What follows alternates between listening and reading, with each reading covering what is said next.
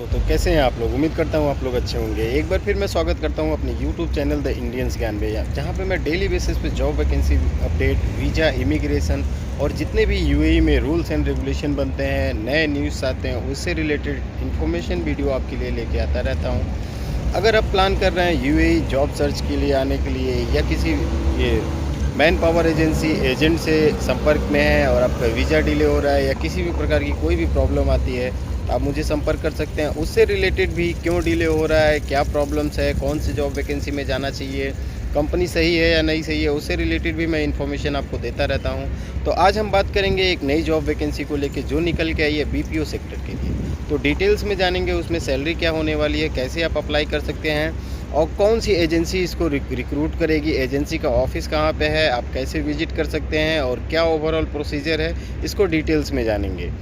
तो BPO sector पहले होता क्या है। देखिए, बीपीओ सेक्टर जो होता है वो कॉल सेंटर का होता है। जो कस्टमर सपोर्ट या कस्टमर क्वेरी रिजॉल्व का काम करते हैं, कंप्लेंट्स डिपार्टमेंट में काम करते हैं, वो बीपीओ सेक्टर होता है। बीपीओ सेक्टर में भी कई सारे डिपार्टमेंट्स होते हैं। तो जैसा कि मैं आपको बता रहा था कि बीपीओ सेक्टर में भी कई सारे डिपार्टमेंट होते हैं। वो डिपेंड करता है आपका एक्सपीरियंस कितना है, या आप एकदम फ्रेशर हैं तो आपके कौन से डिपार्टमेंट में आपकी जॉब लगाई जाए। देखिए, एक इनबाउंड होता है, एक आउटबाउंड होता है, एक कंप्लेंट्स डिपार्टमेंट होता है। तो ये 3 डिपार्टमेंट्स मेन होते हैं। इसके अलावा भी कई सारे डिपार्टमेंट्स होते हैं, लेकिन ये 3 मेन होता है। एक इनबाउंड होता है, एक आउटबाउंड होता है और एक कंप्लेंट्स डिपार्टमेंट होता है। इसको भी मैं आपको बता दूं, जो लोग फ्रेशर हैं उनके लिए, जो लोग ऑलरेडी एक्सपीरियंस हो उनको पता होगा कि ये डिपार्टमेंट्स का वर्क क्या होता है। एक जो कस्टमर कॉल करता है टोल फ्री नंबर पे, या यहाँ पेड नंबर होता है, तो उस पर कॉल करता है, तो वो अपनी प्रॉब्लम्स बताता है, उसका सल्यूशन होता है। दूसरा, आप ऑनलाइन क्वेरी डालते हो तो यहाँ से कॉल किया जाता है आपको कंपनी के तरफ से।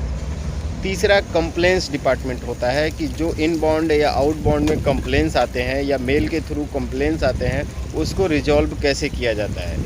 तो एक एजेंट की जब वो सिलेबस से आउट होता है तो वो कंप्लेंट्स डिपार्टमेंट को हैंड ओवर करता है वो कंप्लेंट। ये हो गया आपका वर्क कि आपका वर्क क्या है। अब मेन वर्क मैंने बता दिया कि ऐसे ऐसे वर्क होता है। अब कंपनी की रिक्वायरमेंट क्या है, जो सप्लाई एजेंसी है उसकी रिक्वायरमेंट क्या है और कंपनी क्या है।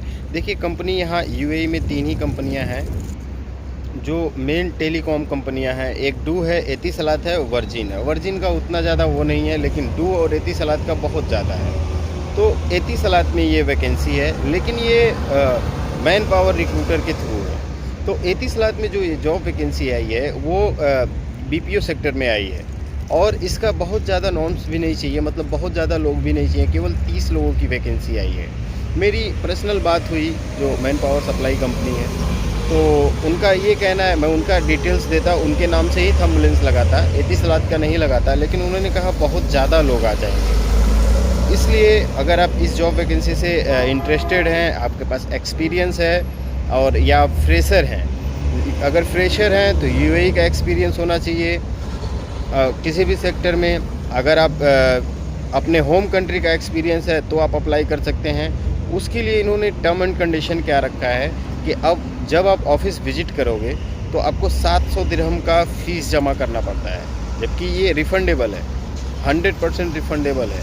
700 दिरहम का फ़ीस जमा करोगे, बाकी वो सीबी आपकी सबमिट करेंगे। उसके बाद आपको इंटरव्यू के लिए कॉल करेंगे, इंटरव्यू के लिए आप जाओगे। उसके बाद जब आपका वीज़ा अप्रूव हो जाएगा विद इन 45 डेज़, तभी आपको जॉब पे भेजा जाएगा, क्योंकि उसमें आईडी बनती है, आपके अटेंडेंस का होता है, बहुत सारे प्रोसीजर होते हैं। तो वीज़ा जब अप्रूव हो जाएगा तभी आपको जॉब पे भेजा जाएगा, नहीं तो ऐसे ही पेंडिंग रखा जाएगा। विद इन 45 डेज़ के अंदर आपका पैसा, अगर आपका अप्रूवल नहीं आता है और वीज़ा प्रोसेस नहीं होता है, तो वो रिटर्न कर देते हैं। कोई भी उसमें हिडन चार्जेस नहीं कटता है, कोई भी कुछ नहीं।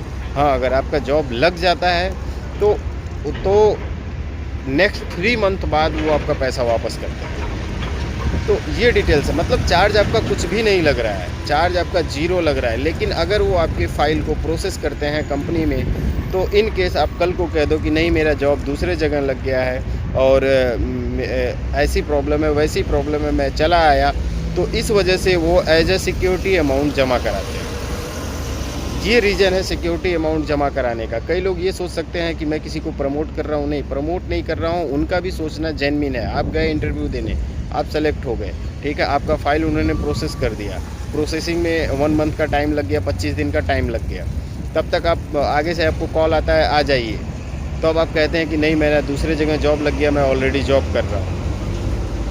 तो फिर उनको एक नए सिरे से फिर नए बंदे के साथ वही प्रोसेस करना पड़ेगा। तो इस वजह से कंपनी ने एक नॉर्म्स रख दिया है कि आपको इतना जमा करना पड़ेगा और वेट करना पड़ेगा, ताकि आप दूसरे जगह जॉब के लिए ना हो। तो ये डिटेल्स है। तो उम्मीद करता हूँ आपको सारी चीज़ें समझ में आ गई होंगी। इसके बाद भी कोई सवाल, क्वेरी, सुझाव या किसी भी प्रकार का कोई भी क्वेरी रह जाता है तो आप मुझे व्हाट्सअप कर सकते हैं। प्लीज़ मैसेज डालें, व्हाट्सअप पे कॉल करना ना शुरू करें, फ़ोन पे कॉल ना करें। बहुत लोग कॉल करते हैं, मुझे नेट बंद करके रखना पड़ता है क्योंकि मैं ऑफ़िस में होता हूँ, हर टाइम आपका रिप्लाई नहीं कर सकता हूँ।